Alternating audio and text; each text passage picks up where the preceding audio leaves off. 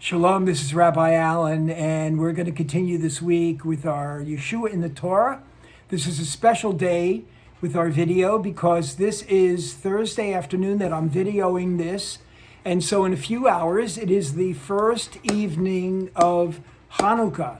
And so tonight after sundown, we will be lighting our first candle on the Chanukah. Although this week, I'm going to be talking about our Torah portion from Genesis 37. I'm also going to bring in our Haftarah portion, which is coupled with the Torah portion. It is Zechariah chapter 3:1 through 4:7. And I'm going to bring that in with our Yeshua in the Torah. So it'll be Yeshua in the Torah and Yeshua in the Haftarah. And also, I am going to bring in, because tonight's the first night of Hanukkah, I'm going to bring in Yeshua in Hanukkah. And so we'll be talking about all three things, and we're going to try to do this in just a few minutes' time, if I can do that. Okay? And so, as I've said so often, so many of the main characters and people in the Torah, God has made sure that their lives would be such that they would show a picture of part pictures, let's say, of the Messiah to come and who he would be. And so this week in our Torah portion, we are introduced to Joseph, one of the sons of Jacob. And Joseph certainly is a wonderful picture of Messiah Yeshua, and we'll be talking about him this week and next week because there's quite a bit written about Yeshua in the Torah. And so Joseph was the youngest of the 12 sons of Jacob, and he was favored by his father, and probably because he was the youngest. And so because of this, his brothers, they didn't like Joseph. They envied Joseph. They were jealous of Joseph. And actually, if you read the Torah portion, you'll see that they downright hated Joseph, and some of them wanted to kill Joseph whenever they had the opportunity. And so what happened was, it ended up that Joseph was brought into the wilderness, and he was thrown into a pit, and then they left him. They left him there to die. And so what happened was, as you read about Joseph's story, Joseph actually was found by someone. He was sold into slavery. He became a slave, and then he became a slave a few times, and then he actually became a slave in Egypt.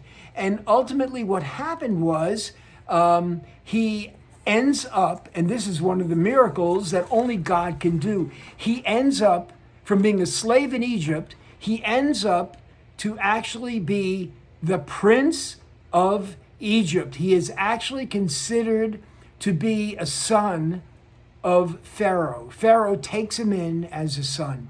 And so he's called commonly the Prince of Egypt.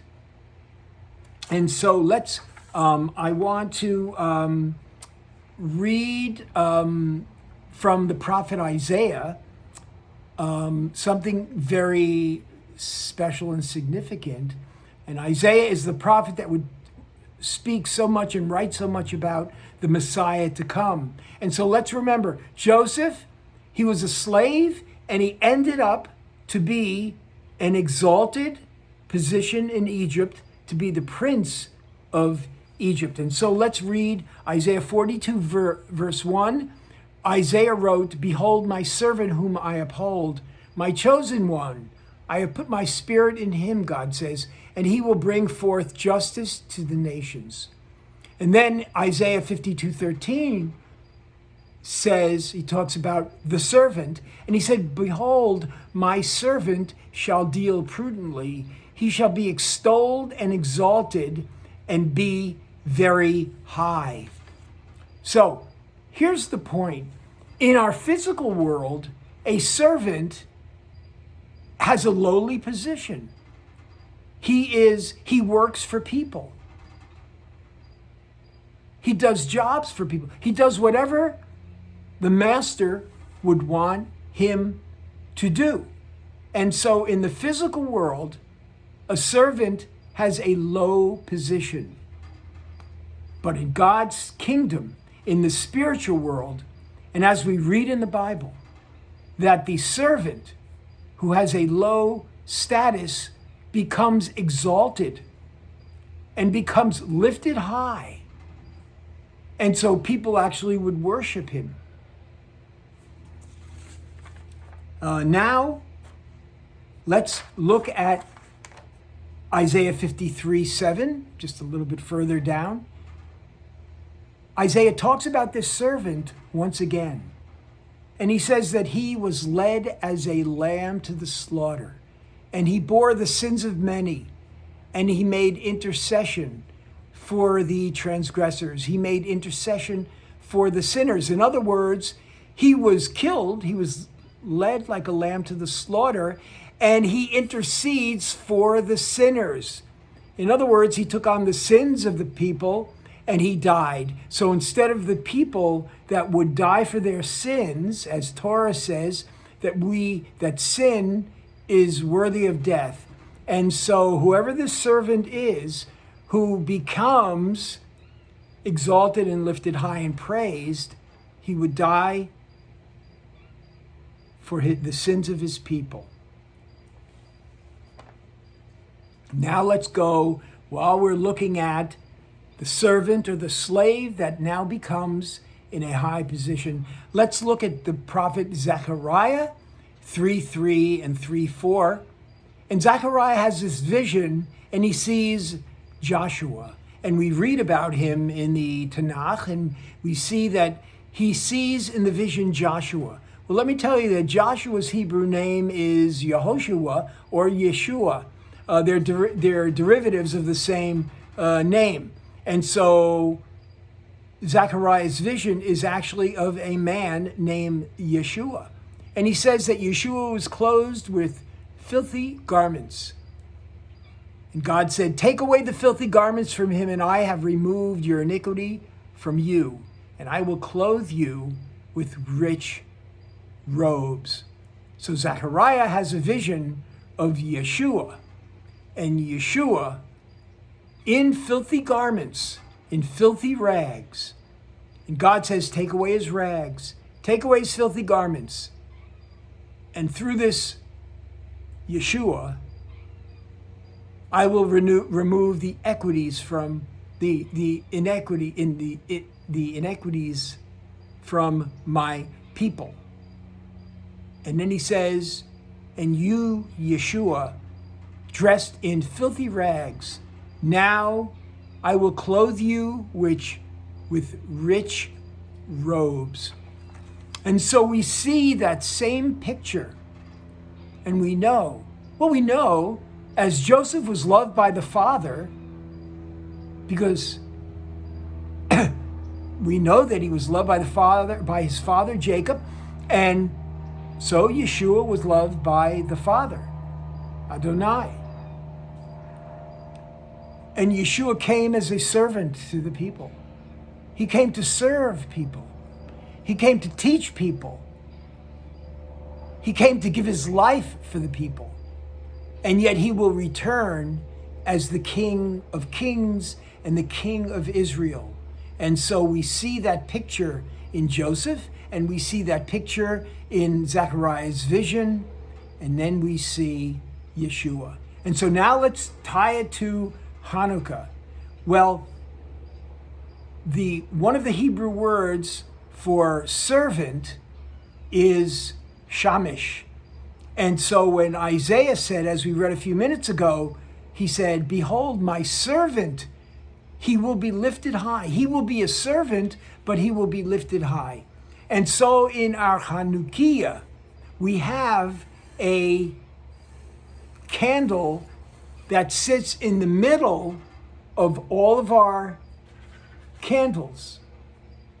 And the shamish is always, according to tradition, it should always be taller than all of the other candles. So our shamish, it is a servant, but it is lifted higher than all of our other candles.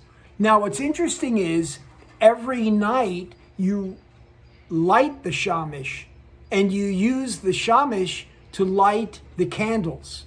And so the first night you light the shamish, and then you use the shamish to light the first candle. The second night you light the shamish, and you light the next 2 candles. And you do that for all of the 8 nights of Hanukkah. And so the shamish, the servant, gives light to the other candles. Yet it is lifted high. It is higher than all the other candles. It is a picture of Messiah Yeshua. Because Yeshua was known as and was called to be on several occasions, and even Yeshua himself said, he is the light of the world. And so just as our shamish candle brings light to our Hanukkah for all to see, Yeshua was the light of the world.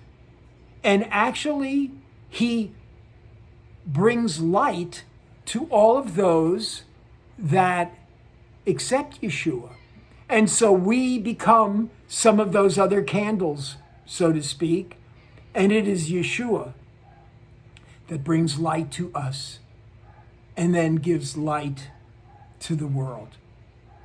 And so this year, as you're lighting your Hanukkahs, think of the one who brought light to the world. And when he returns, he will bring even more light to the world and to our lives. So that's Rabbi Allen for this week. And I'm glad that we could tie in Yeshua with the Torah and the Tanakh and our feast, our festival, our holiday of Hanukkah that begins tonight. And so if you liked my video, down below there's a thumbs up. Hit the thumbs up and like it. You can share our video.